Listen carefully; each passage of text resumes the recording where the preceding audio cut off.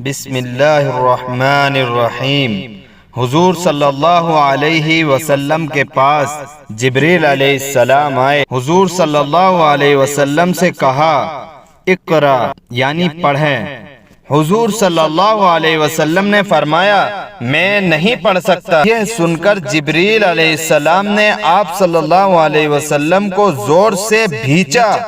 آپ صلی اللہ علیہ وسلم کو چھوڑ دیا اور دوبارہ کہا پڑھیں۔ آپ صلی اللہ علیہ وسلم نے پھر وہی جواب دیا میں نہیں پڑھ سکتا۔ جبریل علیہ السلام نے پھر اتنی زور سے بھینچا کہ حضور صلی اللہ علیہ وسلم کو محسوس ہوا جیسے آپ صلی اللہ علیہ وسلم کا دم نکل جائے گا۔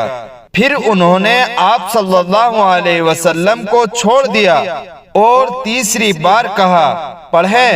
حضور صلی اللہ علیہ وسلم نے تیسری بار بھی یہی جواب دیا میں کیا پڑھوں۔ اس پر حضرت جبریل علیہ السلام نے یہ آیت پڑھی اقرأ بسم ربک الذی خلق خلق الانسان من علق اقرأ وربک الاکرم الذی علم بالقلم علم الانسان ما لم یعلم۔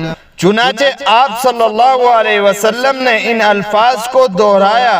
اس کے بعد جبریل علیہ السلام چلے گئے۔ آپ صلی اللہ علیہ وسلم کو ایسا معلوم ہوا جیسے یہ الفاظ آپ صلی اللہ علیہ وسلم کے سینے پر لکھ دیے گئے ہیں۔ آپ صلی اللہ علیہ وسلم گھر واپس آئے اور حضرت خدیجہ کو سارا واقعہ سنایا۔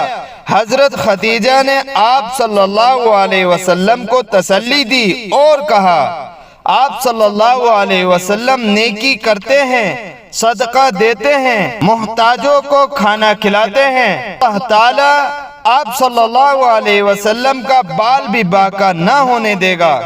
حضرت خدیجہ پھر فوراً اپنے چچا زاد بھائی ورقہ بن نوفل کے پاس گئیں اور انہیں سارا ماجرا سنایا۔ ورقہ عیسائی تھے اور توریت اور انجیل کے بڑے عالم تھے۔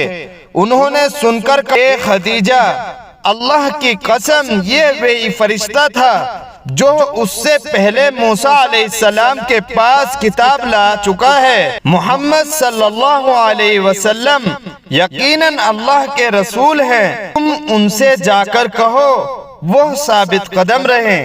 دوستو اللہ تعالی ہم سب کے گناہوں کو معاف فرمائے اور ہم سب کو نیک کام کرنے کی توفیق عطا فرمائے، اور جہاں جہاں مسلمان بھائی ہمارے پریشان ہیں ان کی پریشانی کو دور فرمائے، آمین۔